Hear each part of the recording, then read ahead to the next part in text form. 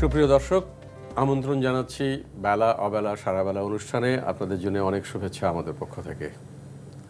বরাবরের মতো আজকেও আমাদের স্টুডিওতে উপস্থিত আছেন আমাদের দেশের একজন বরেণ্য মানুষ। আজকে যিনি আমাদের এই স্টুডিও আলোকিত করেছেন তিনি একজন চিত্রশিল্পী। কিন্তু আমাদের একটা সমস্যা হলো যে চিত্রশিল্পী বললে অনেকে মনে করেন যে উনি বুঝি চলচ্চিত্রের শিল্পী। না, চলচ্চিত্রের শিল্পী নন, তিনি হলেন ছবি আঁকেন। এবং এই দেশে ছবি আঁকার ক্ষেত্রে, পেইন্টিংয়ের ক্ষেত্রে, শিক্ষাদানের ক্ষেত্রে, প্রচ্ছদের বিকাশের ক্ষেত্রে, অঙ্কন রীতির ক্ষেত্রে একেবারেই নিজস্ব একটি জায়গা যার, যেটি তিনি নিজে তৈরি করেছেন দীর্ঘ দিন ধরে তার শ্রম দিয়ে, তার মেধা দিয়ে। তিনি আমাদের সবার শ্রদ্ধেয় মানুষ, আমাদের খুব প্রিয় মানুষ, কাইয়ুম চৌধুরী, আমাদের কাইয়ুম ভাই। কাইয়ুম ভাই, অনেক ধন্যবাদ, আপনি সময় দিয়ে আজকে স্টুডিওতে এসছেন। আপনাকে তো সহজে ধরা যায় না, আপনি আসতে চান না, আমরা অনেক কষ্ট করে আপনাকে পেয়েছি সেই জন্য। এবং আপনি যে এসেছেন আমাদের দেশ টিভির পক্ষ থেকে অনেক কৃতজ্ঞতা।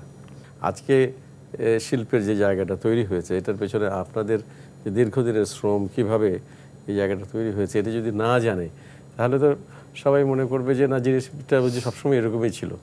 আর আমরা যখন ছবি আঁকার ক্ষেত্রে এলাম সেটা তো 1949 সনের কথা। তখন তো ঢাকার চেহারা তো অন্যরকম ছিল। 1947 সনে পাকিস্তান হলো, দেশ ভাগ হলো। তারপরে এই অঞ্চলে কোনো আর্ট স্কুল ছিল না, একটা প্রাইভেট আর্ট স্কুল ছিল খুলনায়, মহেশ্বর পাশা। তো আমার একটা ছিল যে এই স্কুলে পড়াকালীন যে আমি এই মেট্রিক পাশ করার পরে আর্ট স্কুলে ভর্তি হব।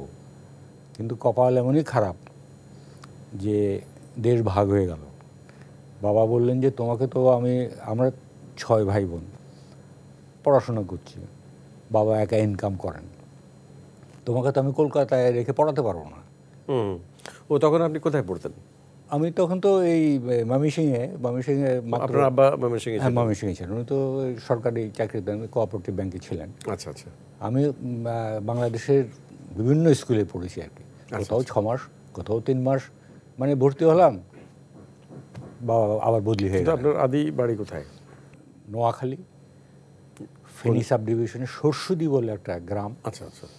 এই চিটং যেতে ট্রেনে ফেনীর আগের স্টেশনটাই আমাদের বাড়ির স্টেশন।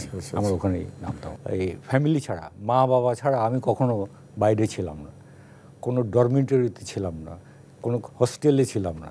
যার জন্য আমার একটা মানে একটার দিকে একটু খামতি আছে, এটা বলা চলে আর কি। তখন কি ছিল, আর্ট স্কুলে পড়বো, হ্যাঁ, কিন্তু পাশ করার পরে কি করব এটা কিন্তু আমাদের মাথায় ছিল না। আর তখন তো চাকুরির কোনো সুযোগও ছিল না। না, তেমন তো ছিলই না। মানে ওই প্রাইমারি স্কুলের মাস্টারই, ড্রয়িং মাস্টার ছাড়া আর কোনো চাকুরি নেই। কিন্তু আমরা ছবি আঁকা শেখার জন্য আর্ট স্কুলে ভর্তি হয়েছি। সেটা কোথায় হলেন আপনি? তো আপনার আব্বা তো বললেন যে কলকাতায় পড়াতে পারবেন না। হ্যাঁ, তখন ওই 48 সনে তখন এই আবেদিন সাহেব উনি এসেই, উনি তো কলকাতা ছিলেন, ওনারা চলে এলেন, অপশন দিয়ে চলে এলেন। আবেদিন সাহেব এলেন, শফিউদ্দিন সাহেব এলেন, আনোয়ার হক এলেন, তারপর কামরুল ভাই এলেন। এসে এখানে ওনারা চেষ্টা করলেন যে একটা আর্ট স্কুল করতে হবে। এবং যখন প্রথম প্রপোজালটা হয়েছিল তখন বোধহয় পাকিস্তানের গভর্নর ছিলেন গোলাম মোহাম্মদ। উনি বললেন যে এটা ইসলামিক রিপাবলিক অফ পাকিস্তান, এখানে কোনো আর্ট স্কুল হবে না। অথচ লাহোরে মেয়েও আর্ট স্কুল কিন্তু হয়ে আছে, ওটা সম্পর্কে তাদের কোনো বক্তব্য নেই, কিন্তু এখানে হতে দেওয়া হবে না। তারপর কিছুই হতে দেওয়া হবে না। এখানকার যারা ছিলেন তাদেরকে সঙ্গে নিয়ে একটা মুভ নিলেন। এবং আমাদের এখানকার পলিটিক্যালি যারা অ্যাক্টিভ ছিলেন তার মধ্যে নুরুল আমিন সাহেব, উনি তো ময়মনসিংহের, আবেদিন সাহেবের পাশাপাশি আর কি। উনি খুব সাহায্য করেছিলেন আর কি। আর্ট স্কুল হলো, আমিও স্বস্তির নিঃশ্বাস ফেললাম যে যাক, আর কিছু না হোক কিন্তু আর্ট স্কুলে পড়াটা আমার হবে। এই চিন্তাটা কি করে এলো আপনার? অঙ্কে আমি ভীষণ কাঁচা ছিলাম, অঙ্ককে ভীষণ ভয় পেতাম, মানে ধারে কাছে নেই। সেটা আমিও পেতাম। তা আমার একটা ব্যাপার হয়েছিল যে মেট্রিক পরীক্ষা যখন দেবো তখন তো এই টেস্ট পরীক্ষা হতো, টেস্টে অ্যালাউ হলে তারপরে মেট্রিক পরীক্ষা বলবো আর কি। আমি সমস্ত পরীক্ষা দিলাম, অঙ্ক পরীক্ষাটার দিন আমি হাওয়া হয়ে গেলাম।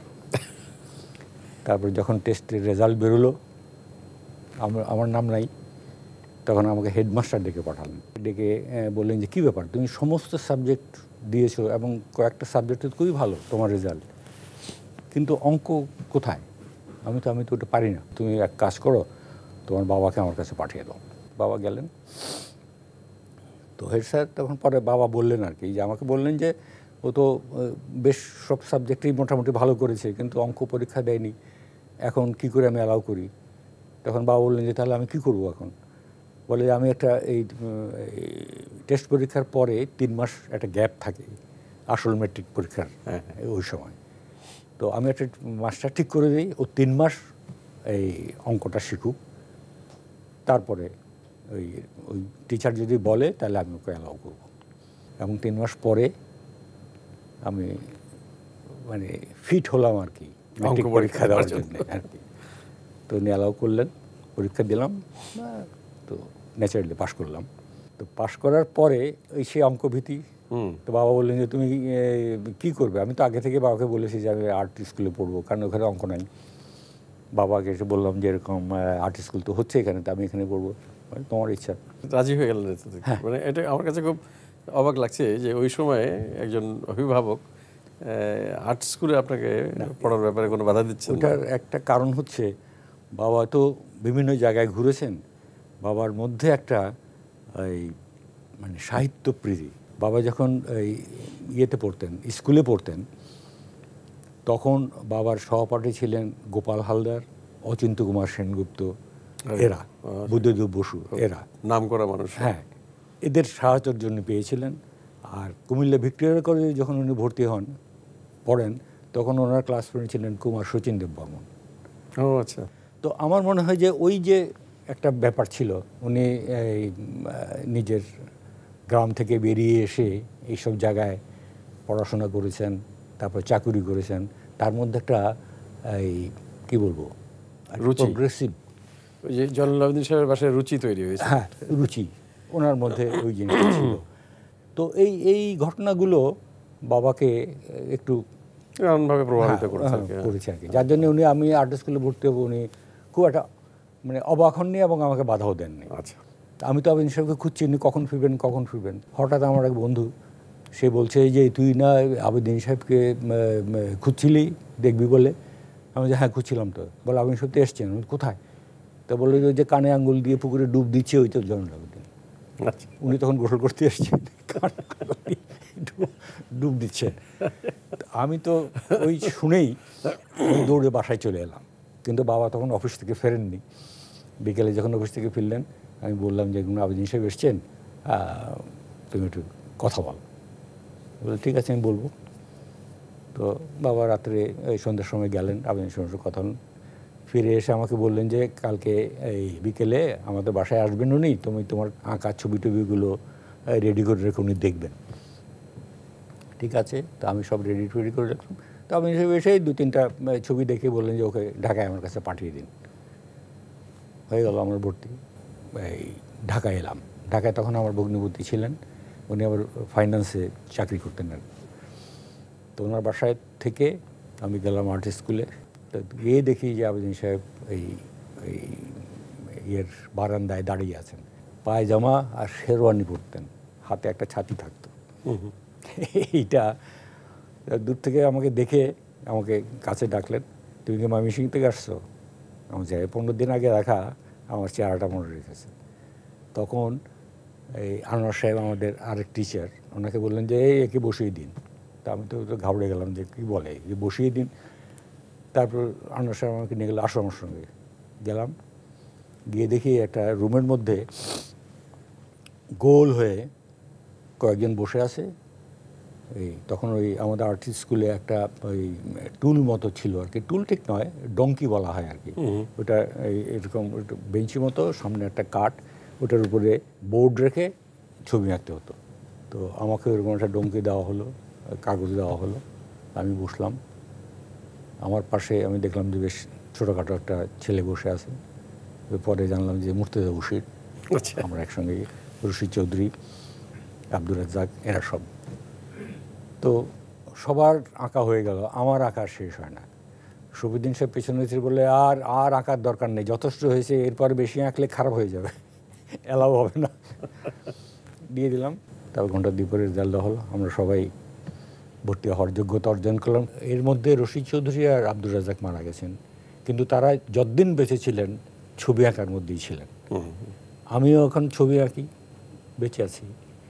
আমার বন্ধু মুর্শিদা বশির বেঁচে আছে, সেও ছবি আঁকে, ছবি আঁকাটা ছাড়েনি। এটা হচ্ছে একটা মানে প্যাশন। তো আর্ট স্কুলে তো এই টাউন সার্ভিস বাসে উঠতাম, তো 6 পয়সাও মাঝে মধ্যে থাকতো না, কারণ বাবা তো পয়সা দিতে খালি মানে স্কুলের মাইনেটা দিতেন 4 টাকা। টিচাররা কে কে ছিলেন?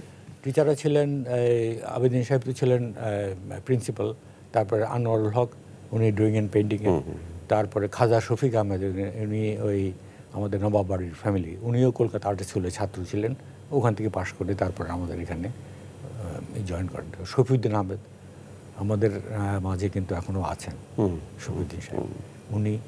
তারপরে কামরুল ভাই আরেকজন ছিলেন, তার নাম, উনি ড্রাফটসম্যানের ছিলেন, ড্রাফটসম্যান ছিলেন কলকাতা আর্ট স্কুলের, একটা সাবজেক্ট ছিল ড্রাফটসম্যানশিপের, ওনার নাম ছিল সৈয়দ আলী হাসান। আর আরেকজন ছিলেন প্রিন্ট মেকিংয়ে হাবিবুর রহমান বলে। তো এরাই ছিলেন টিচার আর কি। আপনি কি আগাগোড়া ওখানেই ছিলেন নাকি? না, পরে তো বাবা ওই আবার চাকুরি, বাবার রিটায়ারমেন্ট নিলেন, তখন বাবা ঢাকায় চলে এলেন। আচ্ছা, ঢাকায় এসে আমার এই ভগ্নিপতির কল্যাণে সিদ্ধেশ্বরীতে একটা জমি পাওয়া গেল, উনি কিনলেন, ওইখানে একটা টিন শেড করে আমরা ওই বাড়িতে থাকি। হ্যাঁ, তা আমাদের টিন শেডটা ছিল এই যে মৌচাকের পাশে এখন যে অরুণ আলোর এই অ্যাপার্টমেন্টটা দেখেন, হ্যাঁ, এইখানেই আমি থাকতাম। আমিনুল ভাই তো এই সিদ্ধেশ্বরীতেই থাকতেন। হ্যাঁ, সিদ্ধেশ্বরীতে গুলবাগ, হ্যাঁ গুলবাগে থাকতেন। তো ওই সময়ে অনেকের সঙ্গে আমিনুলের তখন বন্ধুবান্ধবের মধ্যে যেমন এই আলাউদ্দিন আল আজাদ, হাসান হাফিজুর রহমান, শামসুর রহমান, এরা আমিনুলের বাড়িতে আপনাদের খুব আড্ডা হতো? খুব আড্ডা হতো, এবং সেই সূত্রে আমিও ওর মধ্যে ইন করে যেতাম আর কি। আচ্ছা, তো একটা আমিনুলের একটা ওই পরিচিতি ছিল আর কি, একটা এই মানে যেহেতু ওই রাজনীতির সঙ্গে একটা যোগাযোগ ছিল, সবকিছু মিলে সবসময় একটা চিন্তা ভাবনা এরকম ছিল আর কি। তবে রাজনীতির সঙ্গে বেশি যোগাযোগ ছিল কিন্তু মুর্শিদা বশির। 21শে ফেব্রুয়ারিতে যখন গুলি হয়, তখন আমাদের একটা এক্সিবিশন এই নিমতলি, তখন জাদুঘর ছিল নিমতলিতে এক্সিবিশন হবে। তারপর যখন গুলি হলো, গুলি হওয়ার পরে যখন হইচই লেগে গেল, তো আমরা সবাই বললাম কী ব্যাপার, বলে গুলি হয়েছে এবং মারা গেছে। কামরুল ভাই সঙ্গে সঙ্গে উঠে দাঁড়িয়ে বললেন যে এক্সিবিশন হবে না, এই এক্সিবিশন বন্ধ। তখন বন্ধ, কেউ রাজি না। তারপর কিছুক্ষণ পরে দেখি মুর্শিদা বসে উঠলো, তার গায়ে রক্ত, ও তো মানে কাঁদছে আর কি রীতিমতো। তখন আবেদিন সাহেব বললো যে এরকম কী হলো, তো বললো যে ওর সঙ্গে ওর পাশেই ছিল বরকতের রক্তই ওর গায়ে। তো আবেদিন সাহেব তখন বললো যে এই তোমরা একে বাসায় পৌঁছে দিয়ে আসো কেউ। তো আমাদের রাজ্জাক সাহেব গেলেন, রাজ্জাক সাহেব গিয়ে ওকে বাসায়, তো তখন শহীদুল্লাহ সাহেব দেখলেন, দেখে বললেন যে ডক্টর মোহাম্মদ শহীদ, ডক্টর মোহাম্মদ মুর্তজা বশিরের বাবা। উনি দেখে খুব শকড। বশির কিন্তু তখন আমার খুব ঘনিষ্ঠ আর কি। তো কাজ হচ্ছে, চলছে, ফার্স্ট ইয়ার তো আমার পার হয়ে গেলাম। ফার্স্ট ইয়ারের পরে তো আমার ইনকাম করতে হবে। কপাল ভালো যে একটা স্কলারশিপ পেয়ে গেলাম। আচ্ছা, স্কলারশিপটা মানে কি, বেতন, রেজাল্টটা ভালো হলো, ঠিক আছে, ফ্রি স্টুডেন্টশিপ। আচ্ছা, 4 টাকা বেঁচে গেল, বইয়ের কভার। তখন তো পাবলিশারও ছিল না এখানে, যে পাবলিশাররা ছিল তারা সব পাঠ্য বই বার করতো। ওই নবপুরে একটা পাবলিশার ছিল, দিদার পাবলিশিং হাউস। তো আমাকে কে যেন নিয়ে আলাপ করে দিল যে ওই ইলাস্ট্রেশনে করে দিতে পারবে, তোমরা দিও আর কি। তো প্রথমে গেলাম, হাইকোর্টের ছবি, এটা এঁকে দিতে হবে। আমরা কত দিবে? 5 টাকা। আমি ঠিক আছে তাই সই, 5 টাকা। টাকা আনতে যাই, ড্রয়ার খুলে 58 পয়সা বার করে বললে এটা আজকে নিয়ে যান, বাকিটা পরে। মানে এই থেকে শুরু আর কি। ওটাই আপনার প্রথম আয়? হ্যাঁ, এই 58 দিয়ে শুরু হলো আর কি। কবি আহসান হাবিব, ওনার একটা পাবলিকেশনস ছিল, তো সেইখানে উনি একটা বই বললেন তোমার একটা কভার করে দিতে হবে জহুরুল সাহেবের বই, এই বুয়েটের। তো আমি ওটাতে নিলাম একটা ওই অ্যানাউন্সিয়েশনের একটা ছবি, এই যীশু খ্রিস্টের একটা ইয়ের উপরে, আর এইদিকে এই ফোক ডিজাইনের উপরে, এবং সেটা করলাম কি ওই চিপস ভাঙার যে টেকনিকটা সুন্দর করে এই ভাঙা ভাঙা দিয়ে কভারটা করলাম। হাবিব ভাই আমাকে বইটা দিলেন, এই দেখো তোমার বই ছাপা হয়েছে, খুব ভালো। তা আমি নিয়েই আমার গুরুর কাছে আর কি, আবুদ্দিন সাহেবের কাছে তখন নিয়ে গেলাম। গিয়ে দেখি ফর্সা মতো একটা লোক আবুদ্দিন সাহেবের সামনের টেবিলে বসে আছে। আমি বলছি স্যার এই যে একটা কভার করেছিলাম বইটা বেরিয়েছে, দিলাম। উনি দেখলেন, দেখে ওই সামনে যে ভদ্রলোক বসেছিলেন তার দিকে দিয়ে দিলেন, দেখেন বইটা বেরিয়েছে। উনি আমার বইটা দিয়ে কলকাতা থেকে বেরিয়েছে নাকি? তখন সে বলল না না এই ঢাকা থেকে বেরিয়েছে, আর এই যে কভার ডিজাইনটা করেছে এই ছেলে। তো উনি দেখে তো খুব খুশি, বাহ এত সুন্দর কাজ, তুমি কি আরও কাজ করতে চাও নাকি? আমি বলছি হ্যাঁ পেলে অবশ্যই করব। বলে চলো আমার সঙ্গে এই বাবুবাজারে ওসমানিয়া বুক ডিপো বলে একটা বেশ বড়, হ্যাঁ ওদের একটা প্রেস ছিল, কালচারাল প্রেস। তো নিয়ে গেলেন, আলাপ করে দিল। উনি আর কাজটা দেখে বলে খুব খুশি, বলে ঠিক আছে করো। তো আমার একটা রাস্তা খুলে গেল। এইভাবে প্রচ্ছদ আকার দিকে আপনি এইভাবে চলে গেলেন। হ্যাঁ কারণ ভাই আমরা একটা ছোট্ট তথ্যচিত্র তৈরি করেছি আপনার উপরে, সেটা আমরা একটু দেখে নেব।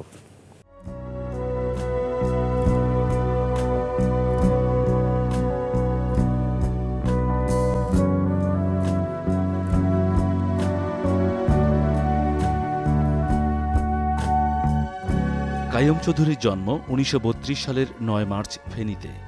বাবা আব্দুল কুদ্দুস চৌধুরী ছিলেন সমবায় ব্যাংকের কর্মকর্তা। ছোটবেলায় মক্তবে তার শিক্ষার হাতেখড়ি।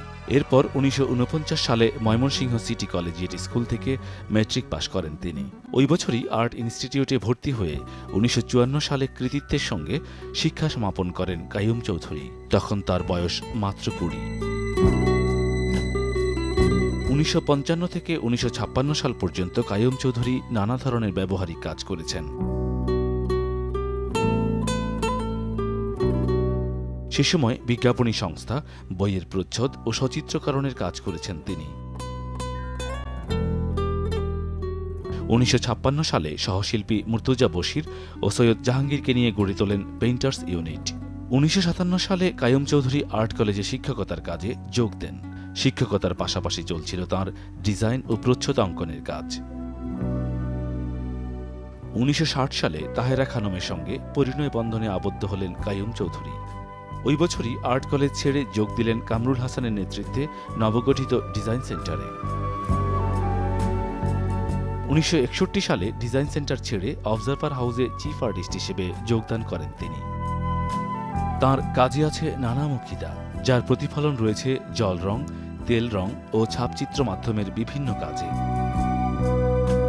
শিল্পী কাইয়ুম চৌধুরী তার চিত্রকর্মের স্বীকৃতিস্বরূপ নানা পুরস্কার ও সম্মাননায় ভূষিত হয়েছেন। তার মধ্যে উল্লেখযোগ্য সুফিয়া কামাল পদক, বাংলাদেশ শিল্পকলা একাডেমি পদক, 21 পদক প্রভৃতি।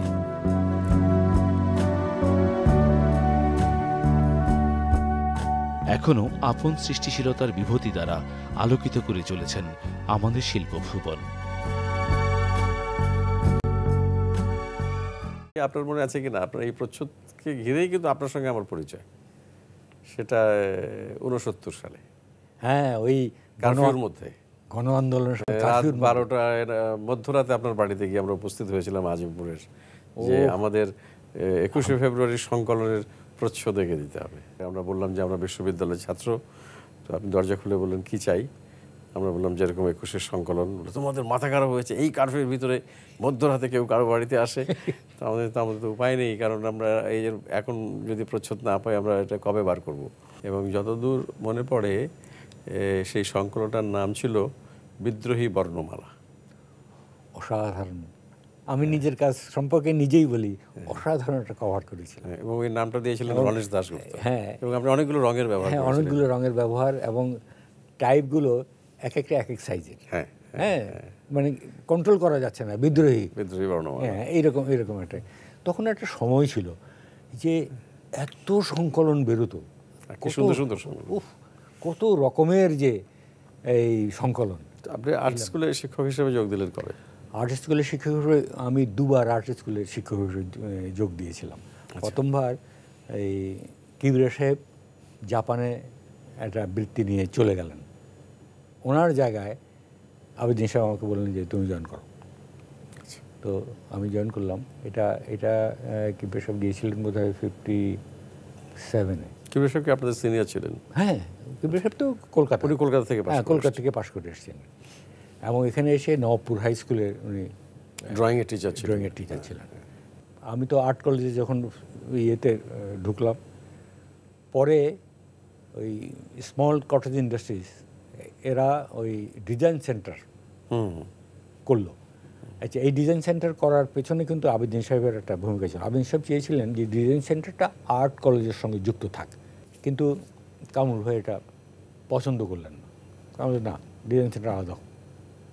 তো ডিজাইন সেন্টার যখন আলাদা হলো তখন ডিজাইনার পাবে কোথায়? আমার উপরে প্রেশার, তুমি আর্ট কলেজ ছেড়ে চলো ডিজাইন সেন্টারে। আর্ট কলেজে চাকরি রিজাইন দিয়ে আমি ডিজাইন সেন্টারে জয়েন করলাম। আচ্ছা, তো এতে আপনি সব আমার উপর একটু অসন্তুষ্ট হয়েছিলেন, স্বাভাবিক। তারপর ডিজাইন সেন্টারে বছরখানে থাকার কাজ করার পরে ডিজাইন সেন্টারও থাকতে পারলাম না, দিলাম চাকরি ছেড়ে। আবার ইয়ে নাই, এই কাজ নাই। তখন ওই 61-এ বিয়ে করে ফেলেছি, এখন খাবো কি? তখন ভাবির সঙ্গে কোথায় থাকে? ওই আর্ট কলেজে মানে আর্ট কলেজ হয়েছে না, আর্ট স্কুল? তখন আর্ট কলেজ। আমার বিয়ের ঘটকালি করেছিল আমিনুলের স্ত্রী, এই প্রথম স্ত্রী আর কি, এই রুমি। অনেকে ভাবে যে এটা হয়তো ভালোবেসে বিয়ে নয়, আসলে ঘটকালের বিয়ে। ও আচ্ছা আচ্ছা। মানে তখন তো দেখতে এরকম, মানে আমি এই প্যান্টের ভিতরে শার্ট গুঁজে পরবো এইটা আমি কল্পনাই করতে পারিনি, কারণ প্যান্ট পরলে পরে যাওয়ার মতো অবস্থা, শার্ট গুঁজবো কি? রুমি যখন মানে প্রপোজালটা দিল, আলাপ করে দিল, তখন তো মানে হাতে মানে চাঁদ পাওয়ার মতো অবস্থা আর কি। এটা কি মানে ভাবের দিক থেকে কোনো ইচ্ছা ছিল এরকম? না, ওই তো ও তার বান্ধবীর চাপে। আপনার বাড়ি থেকেও চাপ ছিল বিয়ের ব্যাপারে তখন? না, আমার বাড়ি থেকে কোনো চাপ ছিল না। তখন তো চাকরি বাকরি নাই, একদিকে বউ আছে, ভাবিও ছবি আঁকেন, আপনিও ছবি? হ্যাঁ, ছবি তো বিক্রি, তখন তো বিক্রি হয় না ছবি। আমি তো আমার প্রথম এই যে এক্সিবিশন যখন হলো, first exhibition Dhaka art group যখন হয়েছিল, লিটন হলে প্রথম এক্সিবিশন হলো এই আমাদের ঢাকা আর্ট গ্রুপের। সেইখানে আমার ছবি ছিল এবং অনেকের ছবি ছিল। তো আমার দুটো ওয়াটার কালার ছিল। আচ্ছা। এবং সেই দুটো ওয়াটার কালার বিক্রি হয়ে গিয়েছিল 25 টাকা করে। আমার প্রথম এই ওয়ান ম্যান শো হলো শিল্পকলা একাডেমিতে। আবেদিন সাহেব ছিলেন প্রধান অতিথি, আর হাবিবুল্লাহ সাহেব, ঐতিহাসিক আমাদের এনামুলের শ্বশুর আর কি, উনি ওপেন করলেন। একটা ছবি বিক্রি হলো না, মন টন খুব খারাপ, তোর এই দেশে থাকা যাবে না, এরকম একটা অবস্থা। একদিন আমাদের সেন্টু ভাইয়ের সঙ্গে থেকে ওবায়দুল্লাহ খান বলতে, তোমার আবু জাফর ওবায়দুল্লাহ, হ্যাঁ আবু জাফর ওবায়দুল্লাহ, তোমার একটা ছবি বিক্রি হয় নাই? না তো। বললো আচ্ছা, আমি দেখছি। 2 দিন পরে 10-12টা ছবি আমার বিক্রি হয়ে গেল। তখন বুঝলাম যে পেছনে কার হাত আছে। তো বেশ কিছু টাকা পেলাম। তখন বললাম যে যাই, এই বাইরে ঘুরে আসি। তখন আমাদের ডক্টর খান সরওয়ার মুর্শিদ ছিলেন পোল্যান্ডের অ্যাম্বাসেডর। আচ্ছা। তো উনি আমাদেরকে একটা স্কলারশিপের ব্যবস্থা করে দিলেন পোল্যান্ডে। আমি, দেবদাস, তারপরে আরও কয়েকজন আর কি। তো দেবদাসের এরা পোল্যান্ডে চলে গেল, আমি আর পোল্যান্ডে গেলাম না, আমি চলে গেলাম আমেরিকায়। আমি প্রথম এই ঢাকার বাইরে, মানে কলকাতা বাদ দিয়ে, আমার ফার্স্ট সিটি হচ্ছে নিউ ইয়র্ক। আচ্ছা। তো ওয়াশিংটনে গিয়ে প্রথম মিউজিয়াম দেখে তো মাথা খারাপ হয়ে গেছে, অত বড় মিউজিয়াম তো জীবনে দেখি নেই। তো লিটারেচার যেটা দিল, বিভিন্ন সেকশানে কোন কোন ছবি আছে। তো আমার সবচেয়ে ফেভারিট যেটা হচ্ছে এই ইমপ্রেশনিস্ট গ্রুপ, এই গগা, ভ্যান গগ, এরা হচ্ছে আমাদের সবচেয়ে ফেভারিট। আগে এটা দেখব, তারপরে সময় পেলে বাকিটা। তো আমাকে ওই রুম নাম্বার দেখে গেলাম। আমার সঙ্গে আমার সিস্টার ইন ল আছে, তার বাচ্চাটা আছে, আর আমার বউ আছে।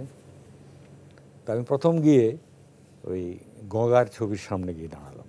দাঁড়িয়ে দেখছি তো গঙ্গা কাজ করেছে খুব অল্প রঙে, জায়গায় জায়গায় ক্যানভাস ছেড়ে গেছে।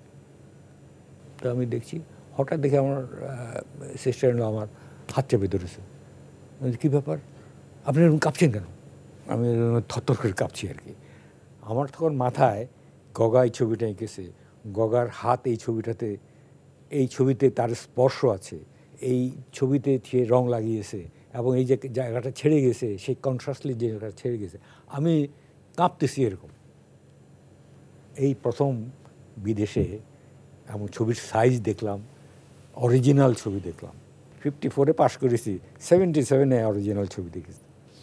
আপনি তো আসলে বাইরে, দেশের বাইরে যেতে আপনার খুব অনীহা, আমি যেটা হ্যাঁ, আমি খুব একটা যেতে চাই, যার জন্য আমার বউ আমাকে খুব ইয়ে করে আর কি, একেবারে ঘরের মধ্যে বসে থাকো। আমার যা এই ঘোরাঘুরি যেটা হয়েছে সেটা সন্ধানীতে গাদির সঙ্গেই। এই কলকাতা গেছি তো এই ইয়েতে গাদির আবার একটু ঘোরার অভ্যাস ছিল আর কি, কিন্তু নিজে একা কখনো যাইনি। তো এইটা আমার একটা মানে কি বলবো, যার জন্য আমার অনেক কিছু দেখাও হয়নি, এবং এটা এই অনুযোগ আমাকে শুনতে হয় আর কি। তো ওই যে গেলাম, দেখলাম একটা ভিশন খুলে গেল, যে রং কিভাবে এই যে মাস্টার পেইন্টাররা কিভাবে অ্যাপ্লাই করতো সেই রঙের, এই যে ভ্যান গগের ছবি দেখে যে ইম্প্যাস্টো কালারে, মানে ক্যানভাস থেকে বেরিয়ে এসছে, এত মোটা রং চাপিয়েছে, এবং তার যে এই তুলির যে মানে স্ট্রেংথ, তো এইগুলো দেখে মোটামুটি একটা ধারণা হলো যে না, এটা এসছে মানে এই ধরনের ছবি আঁকা আমরা কি আঁকবো। তবে আমাদের একটা সৌভাগ্য, এটা কিন্তু এই সৈয়দ হক বলে যে আপনাদের সৌভাগ্য যে আপনারা এই কলেজ লাইফে, শিক্ষা জীবনে জয়নুল আবেদিনের মতো একজন শিক্ষক পেয়েছিলেন, কামরুল হাসানের মতো একজন শিক্ষক পেয়েছিলেন, যারা আপনাদের একটা ভিশন দেওয়ার চেষ্টা করেছে আর কি। আবেদিন সাহেব, আমরা যে ছবি আঁকতাম এটা তো আর্ট কলেজের সিলেবাস ছিল, তো একটা ব্রিটিশ স্কুলের সিলেবাস, হ্যাঁ, কলকাতার যে সিলেবাস ছিল ওইটাই। কিন্তু আবেদিন সাহেব চাইতেন যে আমাদের কাজের সঙ্গে একটা রুটসের একটা সম্পর্ক থাকে। তো আমার একটা ঘটনাই বলি, আমার ছেলে, সে তো এখন ওই আমেরিকায় পিটসবার্গে কার্নেগি মেলন ইউনিভার্সিটিতে পড়ে আর কি। তো ওর একটা সাবসিডিয়ারি সাবজেক্ট আর্ট এস্থেটিক্স, ওটার উপর পড়ে। তা আমাকে এবার এসে বলছে, তোমাদের আর্টিস্টদের সঙ্গে কৃষকের কোনো তফাৎ নাই। হয়তো মানে তুমি আমাকে চাষা বলছো? বলে হ্যাঁ, তুমি তোমার কাজে তাই তো করছো, ক্যানভাসটা তৈরি করছো, রংটা লাগাচ্ছ, ফর্মগুলোকে এনে সাজাচ্ছ, এবং প্রত্যেকবারই একটা নতুন নতুন একটা জিনিস এনে এটা করছো। তোমার সঙ্গে কৃষকের একটি জায়গায় তফাৎ, কৃষক তার রুশতে আছে, তুমি রুশতে নাই। আমার মাথা তুলে দাঁড়িয়ে গেল। বলে আমার এটা এই রিলেশনটা কেন কেন বললেন যে এতগুলো এক্সিবিশন দেখলাম, সব নন অবজেক্টিভ ফর্ম, আমার মনে হয় যেন আমি এগুলো আমেরিকায় দেখেছি, একই রকম। এটা কি বাংলাদেশের ছবি?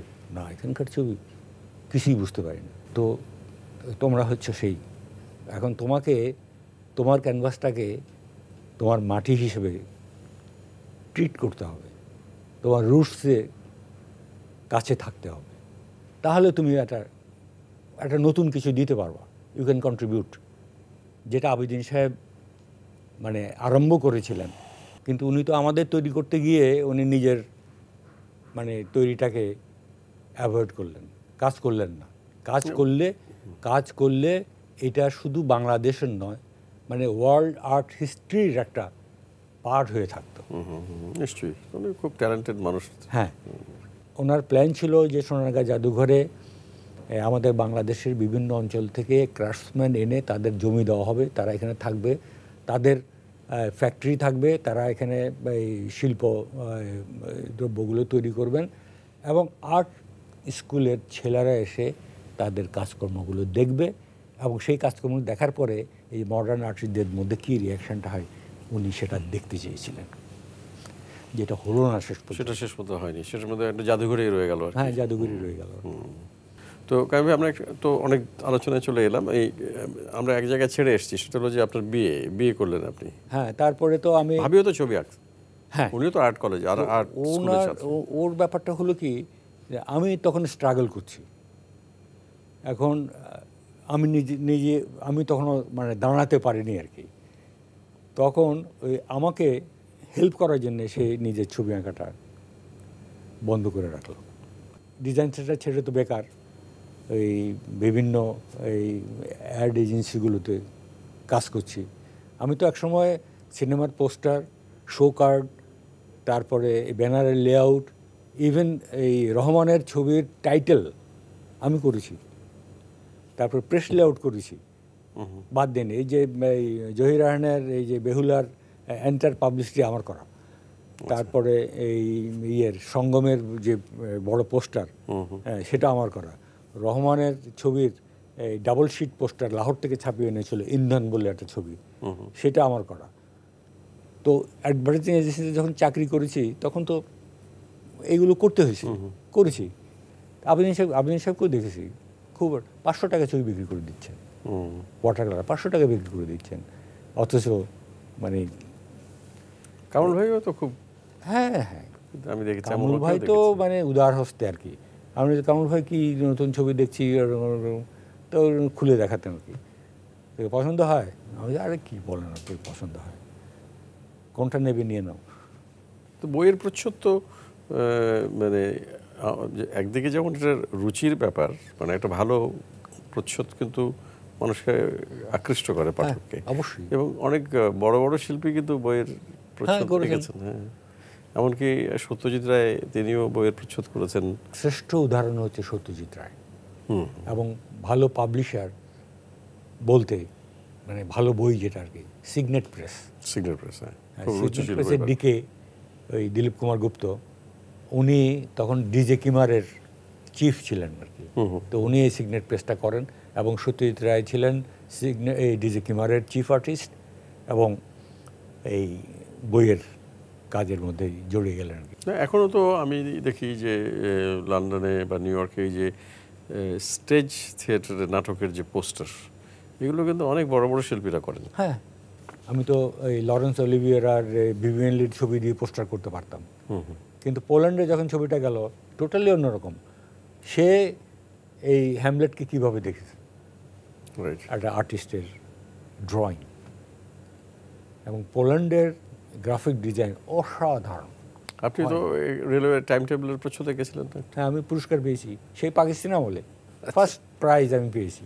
আপনার ছবিতে তো যেমন একেবারে বাংলাদেশের প্রকৃতি, মানুষ খুঁজে পাওয়া যায়। আমাকে যেমন একদিন একজন বলছিলেন যে কাইম চৌধুরী যদি কবিতা লিখতেন তাহলে জীবনানন্দ দাশ হতেন। আমি তো কবিতা লেখা শুরু করেছি তো। না, এর আগেও তো আমি কয়েকটা পত্রিকা দেখলাম আপনার কবিতা ছাপা হয়েছে।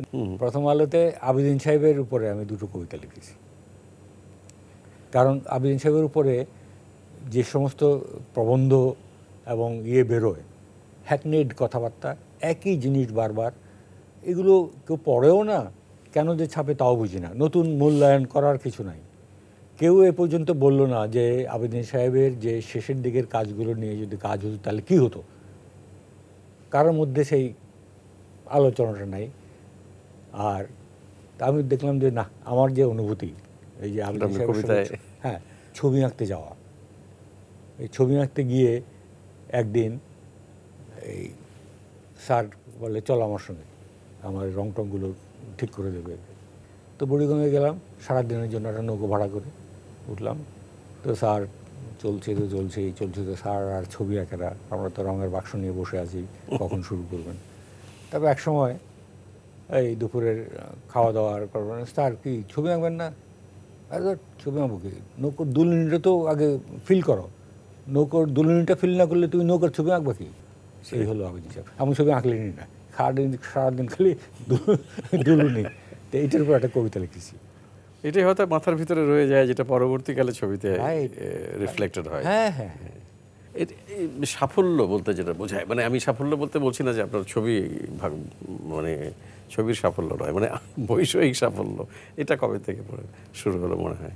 হ্যাঁ, এটা আমার কিছু ভক্ত আছে আর কি, তারা আমার ছবি পছন্দ করে আর কি, এবং অনেকে এখনো পর্যন্ত, যেটা আপনি বললেন যে একসময় আপনার 77 সালে আপনি যে এক্সিবিশন করেছিলেন, একটি ছবিও বিক্রি হয়নি, পরে একজনের উদ্যোগে কয়েকটা ছবি বিক্রি হয়েছে, এখন তো সেই ঘটনাটা নাই আর। না, এখন সেই ঘটনাটা নাই। এখন মোটামুটি যারা একটু ছবি পছন্দ করে, কিনতে চায়, তারা বলে যে এক্সিবিশনের আগে একটু বাড়িতে যাব আপনার,